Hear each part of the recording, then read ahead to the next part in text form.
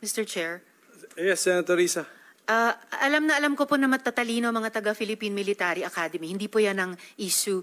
Ang kinaklarify ko po ay kanina sinabi nyo na in-encourage nyo ang PNP na i-encourage yung suspect na lumaban. Yes. Para mapatay, para masabing nanlaban. Correct. Correct. Para Ito sa very incorrect. Correct, yes. Very incorrect po, if I may say, as a It's civilian, not, sa professional police. It Salamat depends tayo, on, Mr. Chair. ano na natin yan, ma'am. That's your view, that. It's not my view only, Mr. Chair. Thank you for putting it on the record. Pagka-mayor, pagka-prosecutor.